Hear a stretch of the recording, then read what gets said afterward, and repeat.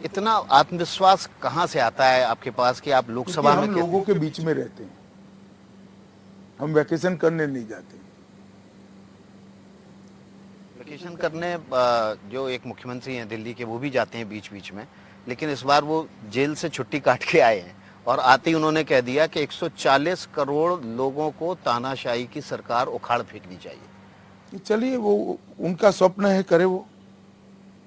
लेकिन वो 10 गारंटियां दे रहे हैं देश को, और उसमें से एक गारंटी है कि किसी भी सूरत में बिजली पानी नहीं बंद होगा। कुल कितनी सीटें लड़ रहे हैं बताइए? 22 सीटें लड़ रहे हैं।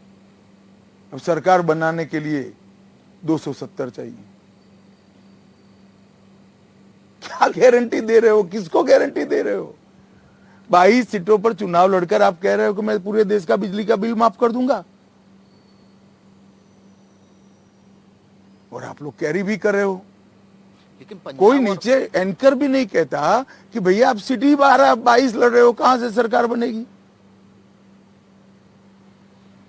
लेकिन पंजाब और दिल्ली की जो सीटें हैं, इन सीटों पर तो असर दिख पड़ेगा ना। मगर इससे सरकार बनेगी क्या? इंडी गठबंधन में तो आंकड़ा बढ़ेगा। देखिए, केजरीवाल ने ये सारे हथकंडे केजरीवाल जी ने गत चुनाव में भी अपनाए थे। 1 सीट आया था और जमानत 3 पर बची थी।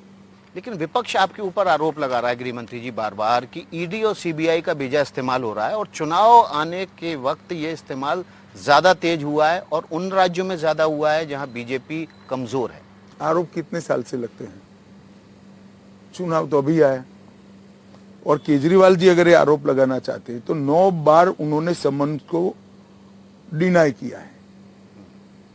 अगर 7 महीने पहले समन्स को जवाब दे देते तो शायद चुनाव ना आता। वो जानबूझकर ड्रैग करते गए और चुनाव लाया, और अब रोना रोते चुनाव के वक्त पकड़ा, चुनाव के वक्त पकड़ा, चुनाव के वक्त पकड़ा। तो अब अरविंद केजरीवाल को जब जमानत मिल गई है तो हेमंत सोरेन के लिए जमानत का रास्ता साफ हो गया। नहीं, आपका ज्ञान अधूरा है। जमानत नहीं मिली है, ये इंटरिम बेल है। बिल्कुल अंतरिम। उनकी प्ली थी कि मेरी अरेस्ट ही गलत है, जो सुप्रीम कोर्ट ने नहीं माना।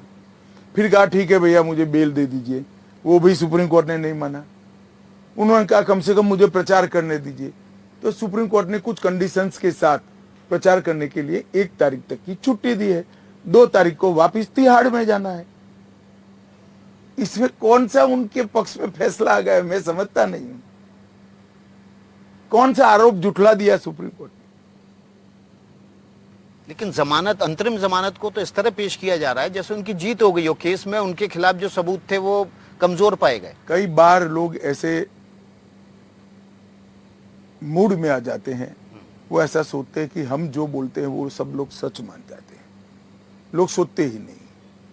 इस देश की जनता सोचती भी है, फैसले भी करती है और अच्छों को जवाब भी देती है।